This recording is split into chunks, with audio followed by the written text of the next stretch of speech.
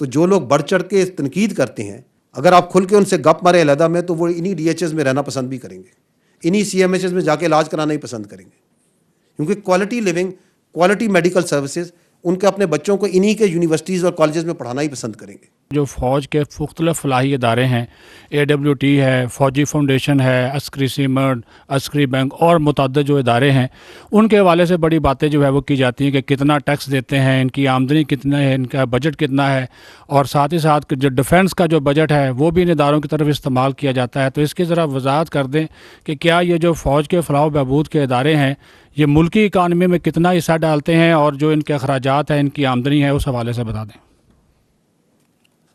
سال 2022-23 یہ financial year جو پچھلا ہے، اس میں ڈائریکٹلی پاکستان آرمی نے 100 ارب روپیہ ٹیکسز اور ڈیوٹیز کی مد میں جمع کرائے۔ یہ جو ادارے جن کا آپ ذکر کر رہے ہیں، جو ذیلی ادارے ہیں پاک فوج کے، انہوں نے 260 ارب روپے قومی خزانے میں ٹیکسز اور ڈیوٹیز کی مد میں جمع کرائے، تو کل ملا کے ہو گئے 360 ارب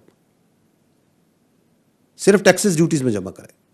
یہ جو 260 ان اداروں نے جمع کرایا، اس میں فوجی فاؤنڈیشن نے 223 ارب جمع کرایا۔ ڈی ایچ ایز ان پہ بڑا سوال ہوتا ہے، انہوں نے بھی 23 ارب روپے قومی خزانے میں ٹیکسز میں جمع کرائے۔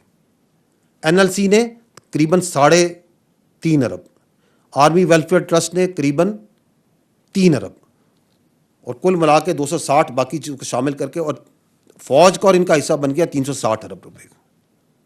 یہ ہے فیکٹ۔ فیکٹ یہ ہے کہ یہ جو فلاحی ادارے ہیں، جو ویلفیئر آف دی جو شہداء اور ان کے لیے قائم ہے، وہ آگے میں آپ کو ان کی ڈیٹیل بھی سمجھا دیتا ہوں کیسے کیا جاتا ہے۔ ان پہ سرکاری خزانے سے کتنا پیسہ خرچ ہوا؟ 0، 1 روپیہ بھی نہیں۔ تو یہ کئی 100 ارب سرکار کے خزانے میں ٹیکسز ڈیوٹیز میں جمع کرا رہے ہیں، سرکار کا ان پہ کوئی پیسہ نہیں لگ رہا۔ لیکن اس پیسے کو سائڈ پہ کر دیں آپ، جو ان کائنڈ جو یہ سروس پرووائڈ کر رہے ہیں، جو یہ سہولت اور خدمات دے رہے ہیں پاکستانی عوام کو، اس کی بھی قیمت اس کی قیمت نہیں آپ لگا سکتے،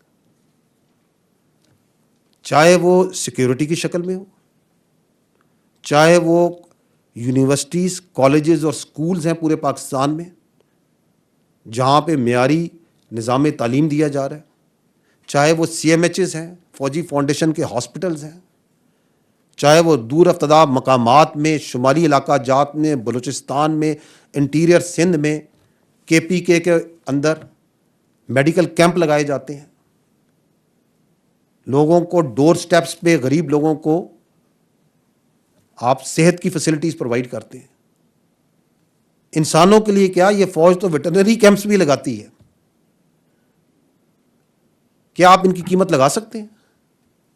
کیا آپ اس کی قیمت لگا سکتے ہیں کہ جو ہمارے شہید ہیں، جو ہمارے وار وونڈڈ ہیں، ان کے بچوں کو، جو آپ کے جوانان اور افسران ہیں، ان کی جو بوتھ پہ جو پیسہ لگتا ہے، جو فیسلٹیز پرووائڈ کی جاتی ہیں، اگر یہ ادارے نہ کریں تو وہ ریاست پاکستان کی، آپ کی اور ہماری ذمہ داری نہیں ہے کسی بھی ترقی یافتہ مہذب ملک کے لیے۔ وہ جو NLC جو انٹر کنیکٹیوٹی پرووائڈ کر رہی ہے، آپ نے حال ہی میں سنا ہوگا کہ افغانستان کے تھرو بھی افغانستان کو بائی پاس کر کے کتنی سینٹرل ایشیا ریپبلک کے لیے راستے کھلے، جو بلینز آف ڈالرز کی ٹریڈ اس کی وجہ سے پاسبل ہو رہی ہے، اس کی آپ قیمت لگا سکتے ہیں؟ جو FW اور دیگر جو ادارے دور افتادہ مقامات پہ جہاں پہ سیکیورٹی تھریٹ ہے، جہاں بزنس رسک نہیں بہت زیادہ ہے، وہاں پہ جا کے روڈیں بناتے ہیں، ٹنلز بناتے ہیں، برجز بناتے ہیں، اس کی آپ قیمت لگا سکتے ہیں؟ جو زراعت میں، جو IT کے اندر، جو منرل ڈیولپمنٹ میں پاک فوج اور اس کے ادارے کام کر رہے ہیں، اس کی آپ قیمت لگا سکتے ہیں؟ نہیں لگا سکتے آپ اس کی قیمت۔ تو یہ پروپیگنڈا جو سا ہے، اس کو سمجھنے کی ضرورت ہے۔ اور پھر یہ جو ادارے ہیں، let see who works in دم، اس میں کثیر تعداد، لاکھوں کی تعداد میں سولین بھائی ہمارے کام کر رہے ہیں۔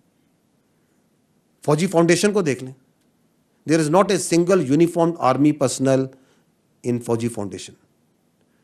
کثیر تعداد جو ہے وہ سولینز کی ہے، اور باقی ماندہ کچھ ریٹائرڈ JCOs ہیں، سردار صاحبان، سولجرز اور افسران ہیں۔ حاضر سروس فوجی تو ان اداروں میں آٹے میں نمک کے برابر ہیں۔ یہ ہیں فیکٹس. اور آئرنیکلی اگر آپ دیکھیں تو جو لوگ بڑھ چڑھ کے تنقید کرتے ہیں، اگر آپ کھل کے ان سے گپ مارے علیحدہ میں، تو وہ انہی ڈی ایچ ایز میں رہنا پسند بھی کریں گے، انہی سی ایم ایچ ایز میں جا کے علاج کرانا ہی پسند کریں گے، کیونکہ quality living, quality medical services ان کے اپنے بچوں کو انہی کے یونیورسٹیز اور کالجز میں پڑھانا ہی پسند کریں گے. تو ہمیں اپنے اندر سے یہ منافقت ختم کرنی ہوگی. ہمیں سچ کو سچ اور جھوٹ کو جھوٹ کہنے کی عادت اپنانی پڑے گی.